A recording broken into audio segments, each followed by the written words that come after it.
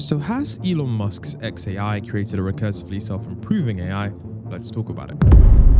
So with the latest update from Grok 420, many individuals were wondering, what is this model? What is it doing? And I think I found something pretty interesting. So if you take a look at this post here, some people are saying that Elon Musk is sharing new delusions, but after some digging, that could not be further from the truth. So if you were aware, Elon Musk released Grok 4.2 agents. It's around 4 different agents that work together to come to a result. And what's super interesting is that you have, Elon Musk saying that the foundations of this model are such that it is able to improve every week, so the recursive intelligence growth will be strong. Now, what's interesting about this is that you can see here, Elon Musk's tweet says that the foundations of 4.2 are such that it is able to improve every week, so the recursive intelligence growth will be strong. Now, you can see here the quote tweet says that I'm not fully sure what he meant, but probably not continual learning in the strict sense, where deployed model updates its weights live over time. More likely, it's fast iteration loops.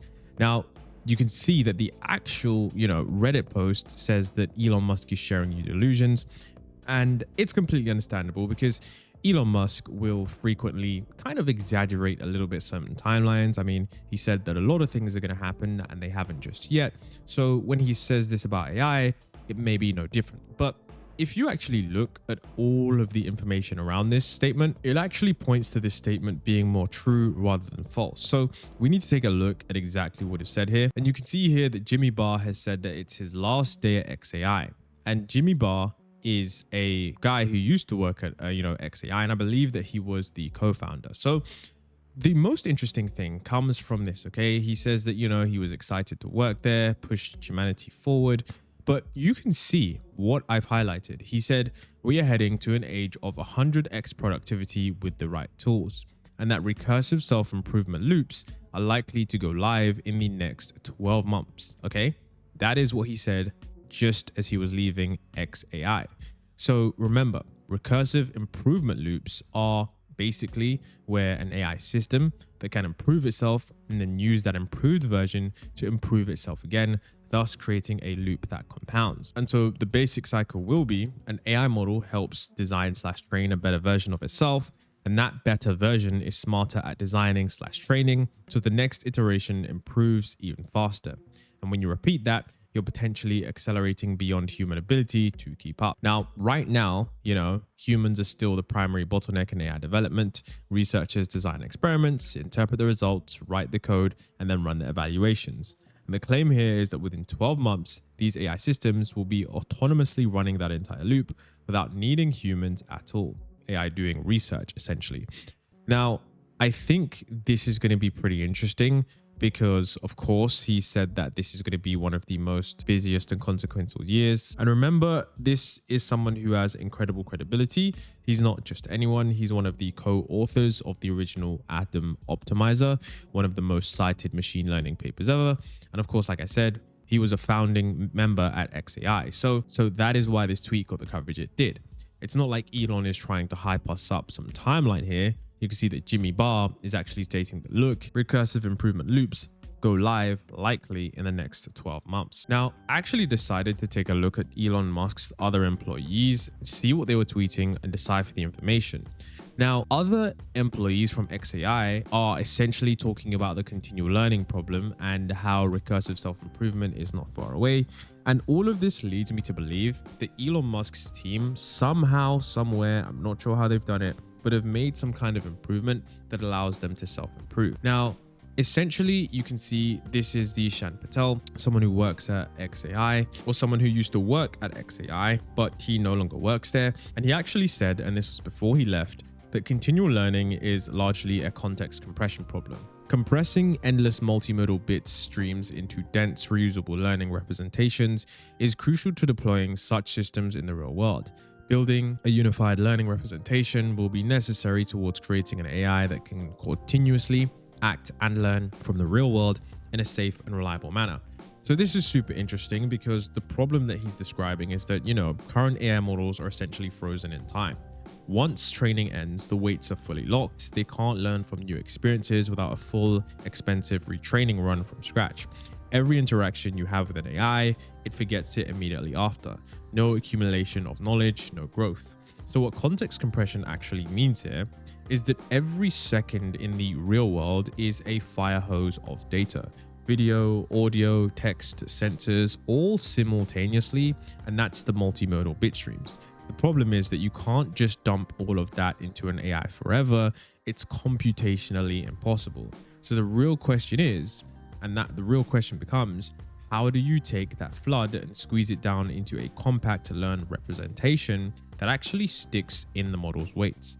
Think of it like the difference between a human who experiences something and genuinely learns from it versus one who just reads a transcript of what happens and then immediately loses the notes. And the unified learning representation matters because current models have separate systems for handling images, text, and videos. For true continuous learning, you need one unified representation that can absorb all of it together, because the real world doesn't separate all of those things. And of course, Elon Musk basically says bullseye, and that's what xAI was trying to build, an AI that lives continuously and learns from reality. Tesla's Optimus, autonomous systems, Grok integrated with X real-time data stream, all of that requires that problem to be solved first. Now, take a look at this, okay? Someone else who worked at xAI said that they left and they're building something with the others that left xAI. So Roland, who left, actually started a new company, and I bet you will not guess what they're working on. Take a look here. The guys who used to work xAI, you can clearly see, and I mean, if you were skeptical that xAI made some kind of breakthrough, made some kind of clear advancement in AI capabilities, this is the statement from Roland, who used to work there, and he says, "During my time at xAI, I got to see a clear path toward hill climbing any problem that can be defined in a measurable way. And at the same time, I've seen how raw intelligence can be lobotomized by the finest human errors introduced in the agent harnessed. The gradients must flow, learning shouldn't stop at the model weights, but continue to improve every part of an AI system. Today, I'm launching Neuralign, the missing infrastructure that enables AI native software to continuously self-improve." I mean, if this isn't the biggest, okay, clearly they saw some kind of way to self-improve with AI and they're probably going to be implementing that. I don't know what else is. I mean, of course, Elon Musk is, pretty excited about AI, but when you've got 3 to 4 employees all talking about recursive self-improvement, I think it's very clear that they may have figured something out. Now, if we're going to look at other companies as well, and the only reason I'm including this is because it's pretty interesting, is that GPT 5.3 codex, you can see here, OpenAI basically says that this was their first model that was instrumental in creating itself. The codex team used early versions to debug its own training, manage its own deployment, and diagnose test results and evaluations. And their team was blown away by how much codex was able to accelerate its own development. And this is what people are talking about. When the code gets good enough, the models are going to be able to improve themselves. At the end of 2025, so just a few months ago, I think we've really begun an entirely new paradigm or era of the technology, which is really beginning the era of recursive self-improvement. And I think we're really starting to see this in the development of our models. I think most of the major labs are seeing this in the development of their models, which is that the models themselves have now become instrumental in accelerating the process of producing the next AIs. And so, the sort of, from the outside, what you see is maybe an acceleration of overall development velocity, an acceleration at which the speed at which the new models are being released. Internally, what we see is just dramatic speed ups. I think the sort of the productivity of an individual researcher has grown dramatically, and we don't expect that to stop. I think this era of recursive self-improvement will feel like everything is speeding up. And I think that the technology will continue developing very quickly. Take a look at what Peter Diamandis said. If the predictions for recursive self-improvement in 2026 are true, every prediction curve we have accelerates dramatically, and every governance framework, every safety protocol and regulatory approach is already obsolete.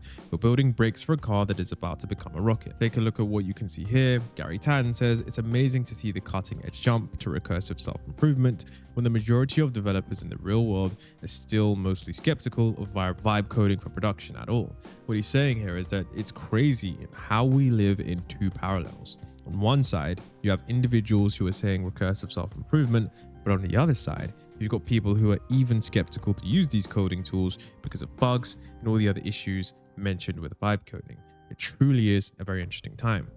Of course, Dario Amodei at the World Economic Forum essentially said that in 6 to 12 months, it's probably going to be Claude doing all of what software engineers do end to end.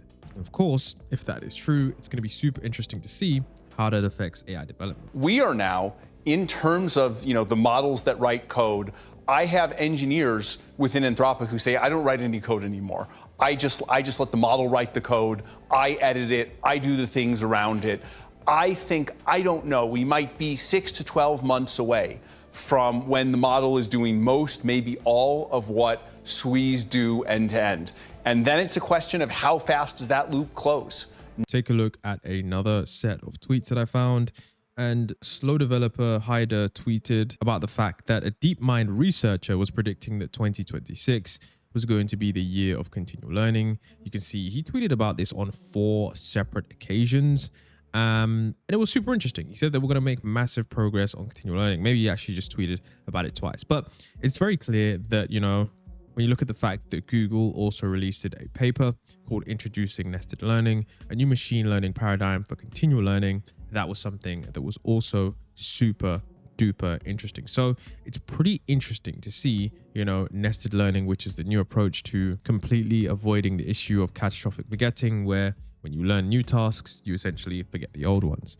And then, of course, not just Google are tackling that front. So we got xAI, Google now. Of course, we do have Meta, which is, on their paper, continual learning, which is, continual learning by sparse memory fine tuning, which is where it, combats this catastrophic forgetting by selectively targeting updates to memory slots that are highly activated by a new piece of knowledge. And it is just really, really more effective. And overall, we're basically seeing that this thing is pretty crazy. And what I want to show you guys as well, I found a clip of the Lex Friedman podcast where they were talking about the state of AI, and they mentioned that Cursor on their blog post, they actually did mention something briefly about continual learning. I don't think most people saw this, but take a look. It was super interesting, but just take a look because it's pretty crazy. Data. Yeah. And we talked about continual learning and stuff. They had one of the most interesting 2 sentences in a blog post, which is that they had their new composer model, which was a fine tune of one of these large mixture of expert models from China. You can know that by asking gossip or because the model sometimes responds in Chinese, which none of the American models do.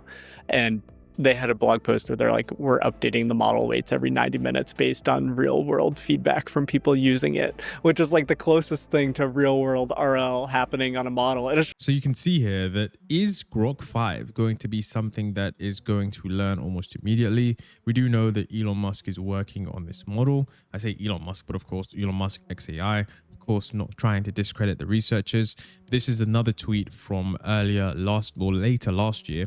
And you can see he says dynamic reinforcement learning is important. Grok 5, like smart humans, will learn almost immediately. So I think it's very clear that at xAI, they may have figured something out that is on the verge of continual learning. We've seen different tweets. We've seen those who've left AI actually go to a startup that is working on self-improving AI agents. We've seen Elon Musk tweet about this several different times. And not only that, we've seen new research papers published that actively talk about this as well. So if that is true, what does Grok 5 look like? I mean, it's going to be super interesting to see across the stack how they manage to integrate their AI and the kind of results they do get. So whether you think it's delusions or whether you think it's truth, one thing is for certain, the future is very, very interesting. With that being said, I'll see you guys in the next video.